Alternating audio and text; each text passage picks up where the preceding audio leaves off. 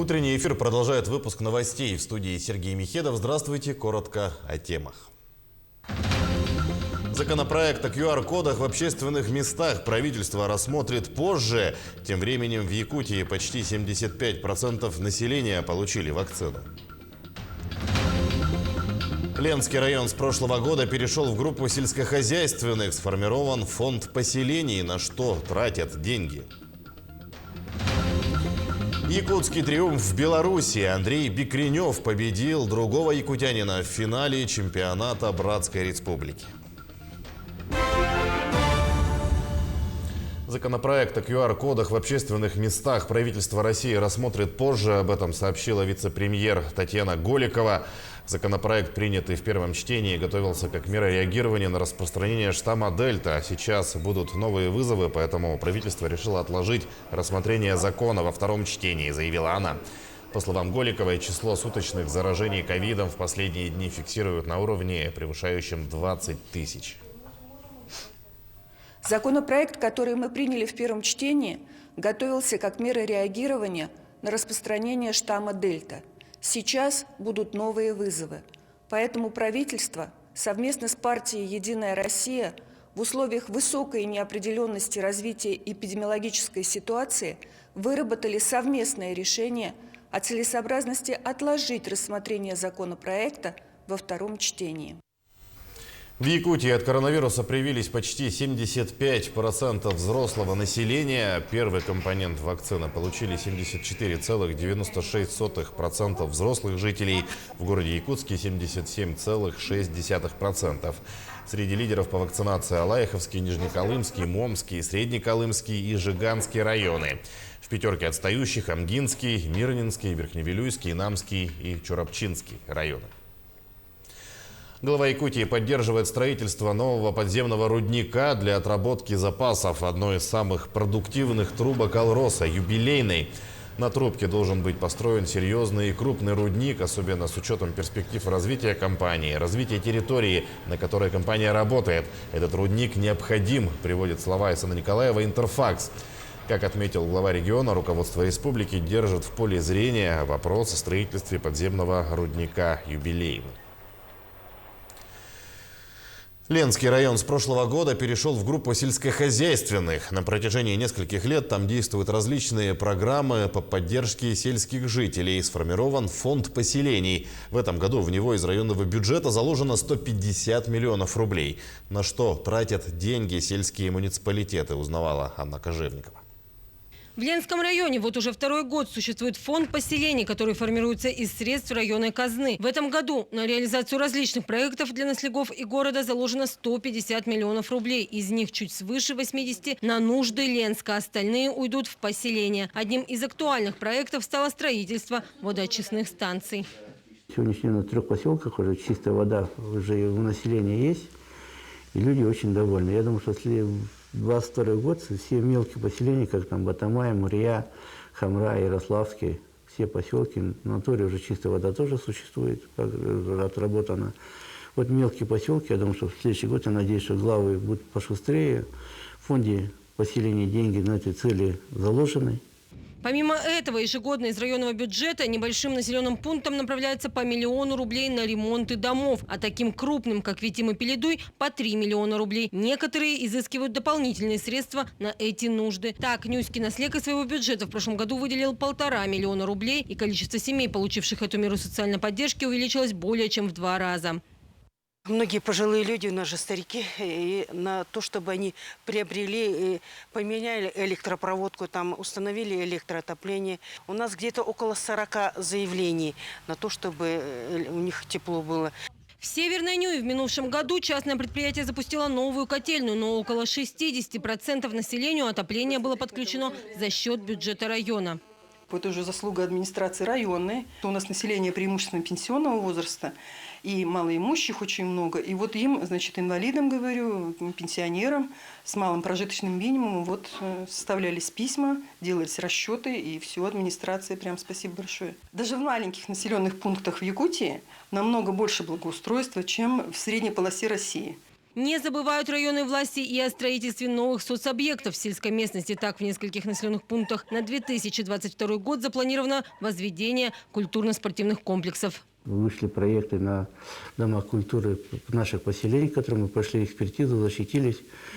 И мы понимаем, что в сегодняшний день надо еще суметь попасть с этим проектом в наш национальный проект. Посмотрим, какие проекты пройдут по федеральным программам. Хотя бы 1-2 проекта постараемся, скажем, не жить за счет своих собственных средств. Постараемся. Ну, будем отрабатывать не за пользователями. Если нет, то будем смотреть, что можно из этих дорогостоящих убрать лишнего и постараемся, по крайней мере, начать строительство за счет собственных средств в поселениях. Таким образом, помимо поддержки сельхозпредприятий и фермеров, большое внимание уделяется и другим аспектам жизнедеятельности сел, что способствует улучшению бытовых условий и снижает отток населения. Анна Кожевникова, Виталий Андреев, Ленск. Идем далее. Банк «Агора» продолжает поддерживать театральное искусство Якутии. Банк много лет работает с Русским драмтеатром имени Пушкина. На этот раз стороны укрепили сотрудничество очередным бессрочным соглашением. Банк продолжит поддержку театральных проектов. Благодаря совместной работе Якутск посетил с торжественной программой народный артист России Евгений Князев. Помимо этого, банк поддержал инициативу дирекции театра провести особый набор студентов в Якутске для обучения актерскому мастерству в театральном институте имени Щукина с последующим трудоустройством. Давать возможность нашим зрителям именно общаться и видеть на площадке нашего театра сценической звезд действительно довольно-таки не только общероссийской величины, но и мирового уровня. Да? Мало того, буквально, я думаю, что до конца этого театрального сезона у нас еще не единожды будут подобные проекты. На этом тоже мы надеемся, что не будем останавливаться, пойдем несколько дальше, все это будет гораздо шире. И я надеюсь, что у нас только впереди, скажем так, какие-то новые возможности. Третий год в Якутии реализуется федеральная программа «Земский учитель». 10 января стартовал прием документов на конкурс учительских вакансий в отдаленных населенных пунктах. Кампания будет проходить 3 месяца. Продолжит Сарглан Неустроева. В этом году по программе «Земский учитель» в республике всего 16 вакансий. При этом, в отличие от остальных регионов, выплата участникам проекта на Дальнем Востоке составляет 2 миллиона рублей. «Земский учитель» доказал, поддержка специалистов действительно необходима и является не только стимулом к участию в программе, но и дополнительным стартовым капиталом при переезде учителя. Это теперь не федеральная программа, это часть национального проекта образования. То есть они сюда у нас включены в федеральный проект «Современный учитель». То есть мы предполагаем, что на самом деле следующими шагами это, наверное, будет, мы это у себя внедряем, но я думаю, на федеральном уровне такое предложение пойдет, что там, где появятся земские учителя, появится и дополнительная методическая поддержка, и, возможно, дополнительное оснащение кабинетов. По крайней мере, мы так предлагаем. Интерес к теперь уже программе национального проекта в большей степени выказывают приезжие специалисты. Так, Эрика Эртене в свое время в Алдан прибыла из республики Тыва. Акклиматизация, по словам Эрики, прошла успешно. С коллективом удалось подружиться, и о своем решении переехать в далекий северный край учитель не жалеет. Конечно, за 2 года уже более адаптировались, привыкли, ознакомились с очень многими, да, приобрели очень много новых друзей. Смотрю, переписываюсь со своими коллегами. Желающих учителей тоже поучаствовать в данной программе очень много. Участие в программе «Земский учитель» – это прежде всего строгий отбор специалистов. Поэтому в том, кто будет обучать детей, можно не сомневаться. С 9-10 класс, то есть 2 года, у нас не было учителя физики и математики. В этом году к нам приехал очень хороший учитель и хороший специалист в области физики и математики. Также она преподает астрономию. Я уверен, что в этом году наш уровень математики и физики взлетит очень высоко. Данная школа очень хорошая, она имеет направление аграрное, сельскохозяйственное. В данной школе имеется свое хозяйство. Здесь очень интересно работать в данной школе. Коллектив молодой, яркий, активный, имеет очень много достижений. По итогам 2021 года 74 специалиста претендовали на должность земского учителя в Якутии. Участие в конкурсе помимо местных педагогов приняли и учителя порядка 30 субъектов Российской Федерации. Трудоустроить удалось 16 человек. При этом, по словам представителей Министерства образования Республики, основной акцент делается на школах арктических районов. Саргалана Неустроева, Татьяна Вахнина, Юрий Таюрский, Григорий Охлопков. Для Якутия-24. Национальная библиотека Якутии составила топ-10 книг, основанные на выборе читателей. Рейтинг составлен на основе запросов по абонементам нацбиблиотеки, а также подписного ресурса «Литрес». Среди популярных книг учебник по географии для 9 классов авторства Дронова, большой толковый словарь якутского языка, якутские загадки, повесть Егор Черин, по которой сняли фильм, якутские сказки и другие книги.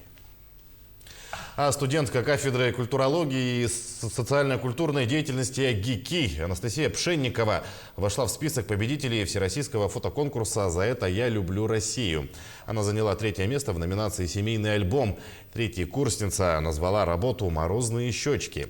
По ее словам, этот кадр получился не с первого раза, так как фотографировать ребенка довольно сложно. Отмечается, что работы победителей украсят выставку, организованную в московском метрополитене. Далее о спорте. Андрей Бекренев победил на чемпионате Беларуси по вольной борьбе. Воспитанник якутской школы борьбы выиграл золотую медаль, одолев в финале своего земляка Раяна Тютрина. Схватка получилась интересной. Первый балл взял Тютрин предупреждением, но Бекренев совершил 2 прохода за спину и оттолкнул соперника за ковер, тем самым доведя счет до 5-1 в свою пользу. Тютрин во втором периоде схватки пытался атаковать соперника, но сумел вырвать 2 балла, которых не хватило, чтобы победить. Таким образом, Андрей Бекренев завоевал звание чемпиона Республики Беларусь. «Заря» одержала гостевую победу над одним из лидеров чемпионата России по мини-футболу. В матче 15-го тура высшей лиги якутский клуб со счетом 6-2 выиграл у московского «Спартака». В составе якутян дубль оформил Максим Юсупов. По одному результативному удару нанесли Геннадий Сергеев, Илья Чекир, Дмитрий Матицын и Сергей Сергеев. У хозяев площадки взятия ворот провели Дмитрий Ковалев и Дмитрий Волков. Для «Зари» эта победа стала 6-й в текущем сезоне. Команда идет на 6-й строке турнирной таблицы западного дивизиона, набрав 22 очка. В следующем туре якутяне встретятся с командой «Поморье» из Архангельска. Матч пройдет 22 января.